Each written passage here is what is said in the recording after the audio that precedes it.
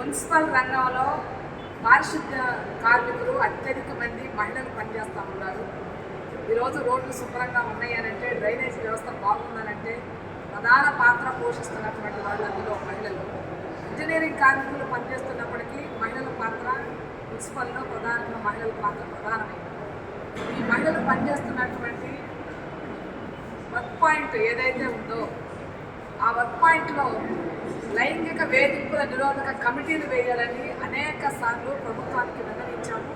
ఈ రోజుకి కూడా ఆ మస్టర్ పాయింట్స్ దగ్గర లైంగిక వేధింపుల నిరోధక కమిటీలు ప్రభుత్వం వేసే పని చేయడం లేదు. ఈరోజు లైంగిక వేధింపులకు ఎక్కువ గురవుతున్నటువంటి వాళ్ళల్లో కూడా అనార్గనైజ్డ్ సెక్టార్లో ఉన్నటువంటి వాళ్ళు గురవుతూ ఉన్నారు. ఆర్గనైజ్డ్ సెక్టార్లో ఒక రకమైనటువంటి వేధింపులు జరుగుతూ ఉంటాయి, అనార్గనైజ్డ్ సెక్టార్లో మరొక రకమైనటువంటి జరుగుతున్నాయి. ప్రధానంగా మున్సిపల్, గ్రామ పంచాయతీ, బిల్డింగు ఈ రంగాల్లో ఎక్కువ లైంగిక వేధింపులు గురవుతూ ఉంటాయి. వయసు పెరుగుతూ ఉంటుంది, వాళ్ళకి పని చేస్తున్నప్పుడు కావాల్సినటువంటి మౌలిక సౌకర్యాలు ప్రభుత్వం కల్పించే పని చేయడం లేదు, అనారోగ్యం పాలవుతూ ఉన్నారు. రోజంతా రోడ్డు మీద దుమ్ములో ఉండాల్సినటువంటి పరిస్థితి వస్తూ ఉంది, యాక్సిడెంట్స్ జరుగుతూ ఉన్నాయి. దానికి తోడు ఈరోజు వాళ్ళని లైంగికంగా వేధించేటటువంటి కూడా పెద్ద ఎత్తున పెరిగింది. లైంగికంగా వాళ్ళు వేధిస్తున్న సందర్భంలో వాళ్ళు లొంగకపోతే వాళ్ళ పని మీద ప్రెజర్ పెట్టి వాళ్ళని ఇబ్బంది పెడుతున్నటువంటి పరిస్థితులు కూడా అనేకం రాష్ట్రంలో కనపడుతూ ఉన్నాయి. అందుకని మున్సిపల్ రంగంలో పనిచేస్తున్నటువంటి పారిశుద్ధ్య కార్మికులు ఎవరైతే ఉన్నారో వాళ్ళు పనిచేసే అన్ని మస్టర్ పాయింట్లో కూడా లైంగిక వేధింపుల నిరోధక కమిటీలు వెంటనే వేయాలని కోరుతాము. 45 ఏళ్ళు దాటినటువంటి వాళ్ళకి అనారోగ్య సమస్యలు వస్తూ ఉంటాయి.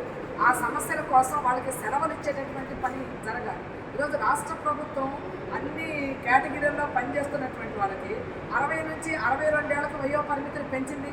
కానీ మున్సిపల్ రంగంలో పనిచేస్తున్నటువంటి వాళ్ళకి 60 నుంచి 62 ఏళ్ళు వయో పరిమితి పెంచేటటువంటి పని చేయడం లేదు.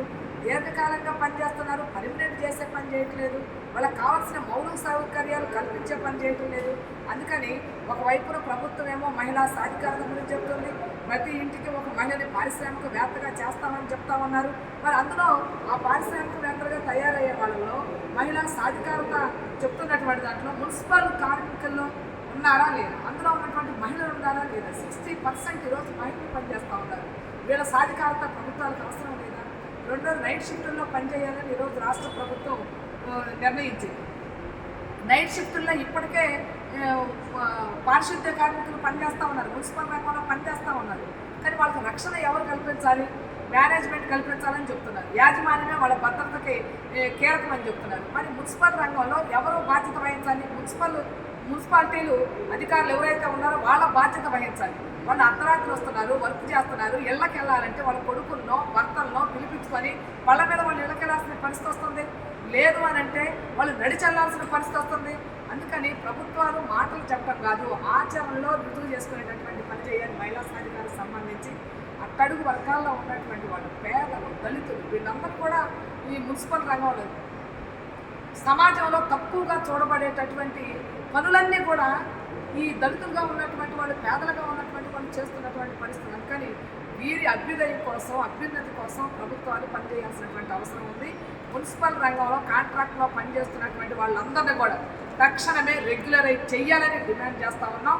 వర్క్ ప్లేసుల్లో లైంగిక వేధింపుల నిరోధక కమిటీలు వేయాలి. ఎవరైనా మహిళలని వేధించేటటువంటి పని చేస్తే, లైంగికంగా వేధిస్తే వాళ్ళ మీద కఠినమైనటువంటి చర్యలు తీసుకోవాలని కూడా డిమాండ్ చేస్తూ ఉన్నాం. కే ధనలక్ష్మి, శ్రామిక మహిళ, రాష్ట్ర కన్వీనర్.